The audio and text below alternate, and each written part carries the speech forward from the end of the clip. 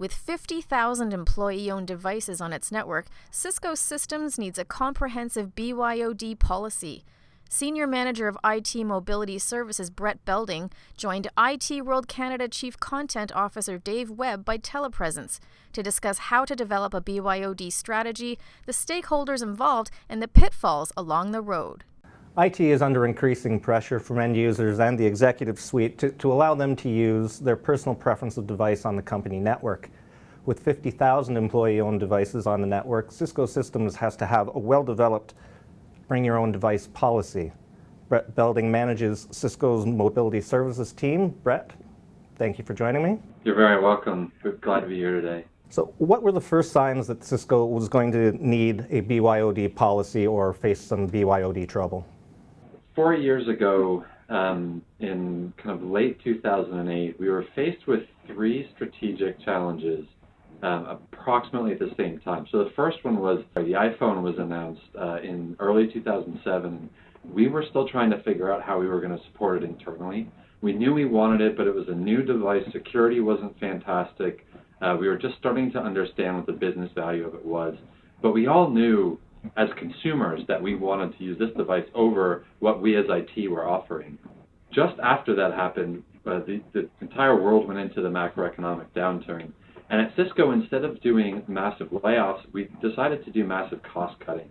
And from mobility, what that meant was we had to shrink our TCO, our annual TCO, by 30%.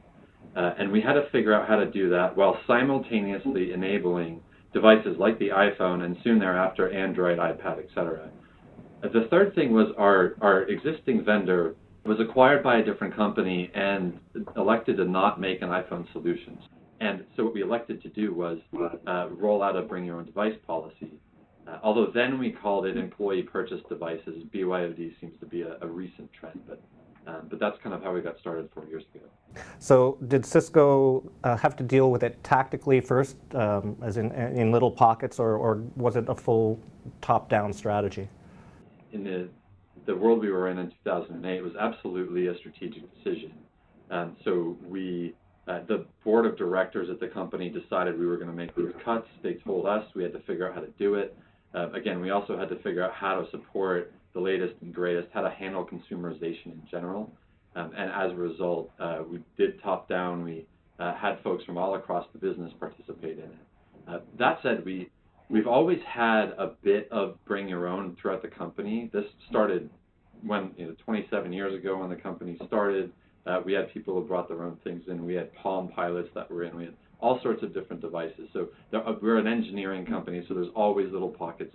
But this was absolutely strategic. It was the policy. This is what we were going to put in place in 2008. We've scaled it out since then. Who are the stakeholders who are involved in developing that policy? So within IT, we had three primary groups. Our group, which handles sort of the user support and the end devices. The network and data center group, who are responsible for our global wireless deployment, as well as many of the security technologies that we deploy within the network.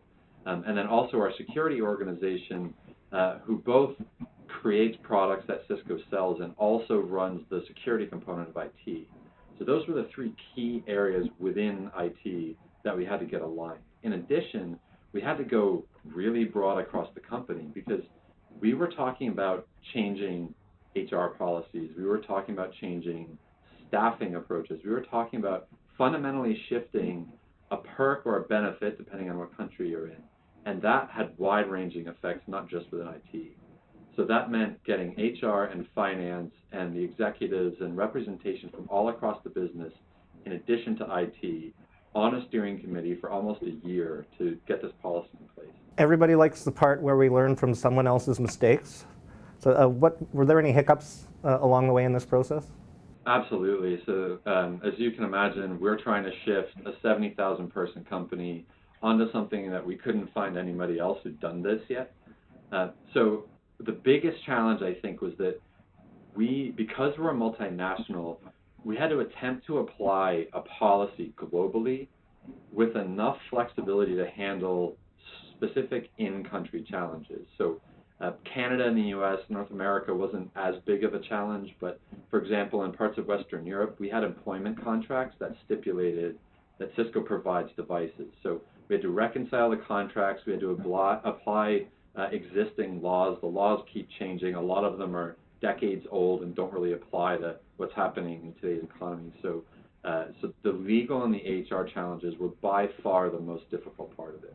Now, Cisco has the famous, or maybe infamous, example of 20,000 users who prefer Macs. The company supports them differently. Yeah, absolutely. So support is kind of in two places. On the laptop side, we have a choose-your-own-device model, which means you can pick from 3 different machines running Windows or Linux, or 2 Macs, a MacBook Pro and a MacBook Air. And we've had a variety or a variation of this model in place for the last 5 years.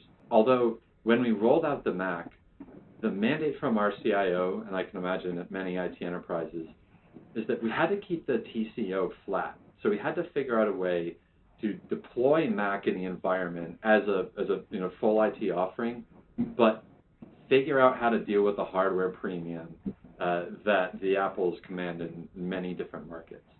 And so we elected to go down what we're now calling a social support route, and we actually did the same with mobility once we proved it out on Mac. So what this means is it's self-support first. Users are signing up to, it's not really support themselves.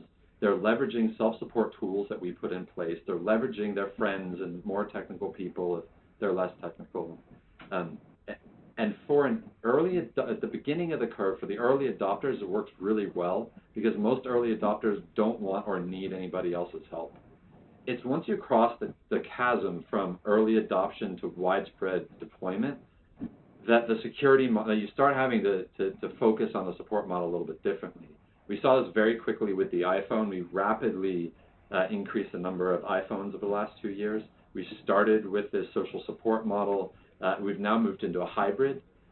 But what's most interesting to me is that users at Cisco now prefer to do self-support over calling our help desk because it's faster and quicker and they can do it anywhere on their time.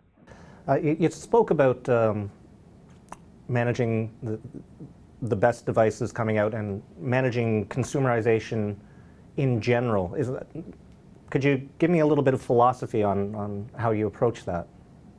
Consumerization is a difficult nut to crack because what it really means to us is that users can get better technology from outside of IT than from IT. And we've seen this over and over. The most recent example is the MacBook Air. So prior to IT offering the MacBook Air, our users were going outside of us to buy it, whether they convinced their manager to get rid of their corporate laptop and buy one directly with their department budget, or they went to the Apple Store with their own credit card and bought it.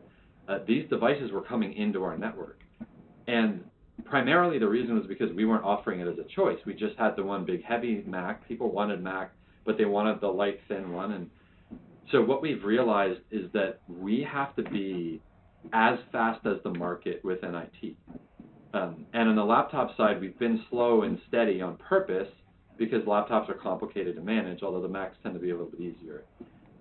So again, we noticed it with the Air. As soon as we started offering the Air, the outside buying patterns went away. Everybody started selecting the Air if they wanted one. And that's the same model that we've been doing on mobile for the last 4 years. We realized prior to that we were taking way too long to certify a mobile device.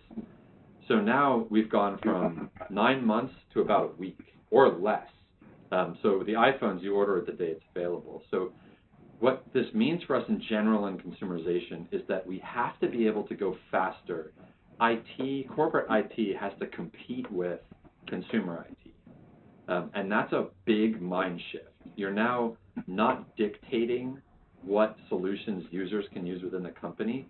You're negotiating with your users about whether they should use your service that you've kind of curated, or they should go buy or get for free a cloud-based service that may not have the right security or may not have enough capacity or may not have a backup or whatever it happens to be. So users are making very clean and easy trade-offs. They don't necessarily understand the decisions, but IT has to move faster and be value add in order to essentially win over their users. I've heard often from different people at Cisco the philosophy that you can't let BYOD happen to you. You have to aggressively engage a BYOD policy. What are the minimum components of a BYOD policy? The biggest pieces to focus on, number one is the policy. And by policy, I mean risk mitigation. So you need to understand how much risk you're willing to take as a company with your data. Now, everybody says none by default, but that's not realistic in today's world. So you have to figure out what your level of risk-taking is, how much you want to mitigate with a technology architecture. So how much do you want to enforce via the technology, and how much do you want a policy and sort of trust your users on within the policy itself. So those are the two biggest ones. Get the policy right first, then build the technology based on your policy. You then have to work with service providers, so especially in the mobile space and even with asset management with the laptops, you've got to figure out an easy way for users to procure hardware, to set up services, etc.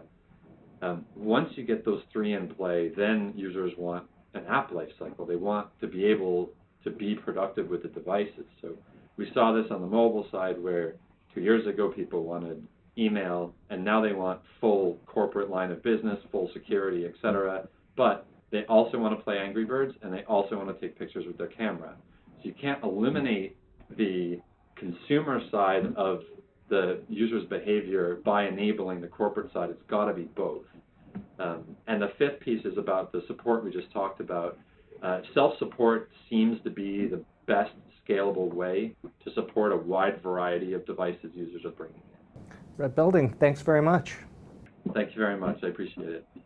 Thank you for watching this webcast. For more information on BYOD Smart Solutions, click the link found on this page.